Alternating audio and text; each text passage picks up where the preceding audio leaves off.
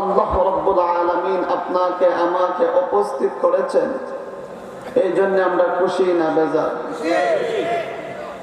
আমি দীর্ঘ লম্বা আলোচনা করবো না, সংক্ষিপ্ত আলোচনা করবো ইনশাআল্লাহ। একটু জবান করে আওয়াজ দিবেন ইনশাআল্লাহ। আমাদেরকে এখানে উপস্থিত করেছেন, ওনার নাম কি? একটু জবান করে বলুন, ওনার নাম কি?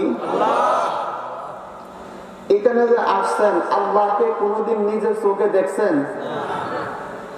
তাহলে আল্লাহরা দেখলেন না তো কি নিয়ে, কোন আশা নিয়ে এখানে আসছেন? একটা আশা আছে না? আমি সুনামগঞ্জ থেকে এখানে আসছি, হযরত মাওলানা নুরুল ইসলাম সাহেব হুজুরের দাওয়াত করেছেন। আজকে আমার মাহফিল ছিল নেত্রকোনা, হুজুর উস্তাদুল উলামা আরো মুরব্বী শায়েখ হুজুরের দাওয়াতে আসছে। আমারও তো একটা উদ্দেশ্য আছে না? তো আমরা যে এখানে আসছি, খুশি হবেন কে? আল্লাহ তাআলা যদি খুশি হন, পৃথিবীর মানুষ যদি আমার প্রতি অসন্তুষ্ট হয়ে যায়, আমার কিছু যায় আসে না, কারণ আমার খুশি হবেন ওনার নাম কি? চিৎকার মেরে বলুন, ওনার নাম কি? আল্লাহ যদি খুশি হন, পৃথিবীর মানুষ যদি অসন্তুষ্ট হয়ে যায়, আমার কিছু যায় আসে না।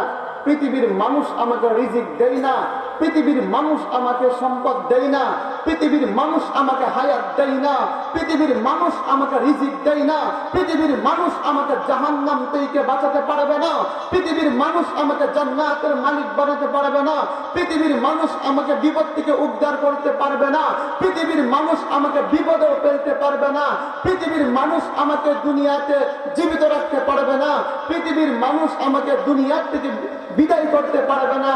সব কিছু করবেন ওনার নাম কি? তো ও আল্লাহ আমাদেরকে যে মায়া কইরা বানাইছেন, আল্লাহকে কোনোদিন বলি নাই আল্লাহ তুমি আমার মানুষ বানাও, কোনোদিন বলছেন? আমি আপনি কোনোদিন বলি নাই। কিন্তু আল্লাহ তাআলা আপনাকে আমাকে মানুষ বানিয়েছেন।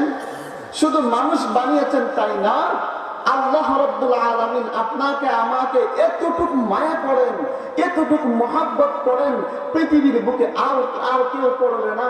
আপনি যখন দুনিয়া থেকে বিদায় হয়ে যাবেন, আপনার সন্তান কাল কিয়ামতের দিন আপনার বিরুদ্ধে আল্লাহর কাছে মামলা দাখিল করবে, আপনার মেয়ে কাল কিয়ামতের দিন আল্লাহর কাছে মামলা দাখিল করবে। কিন্তু সেই দিন, সেই মুসিবতের মধ্যে আপনাকে আমাকে হেফাজত করবেন।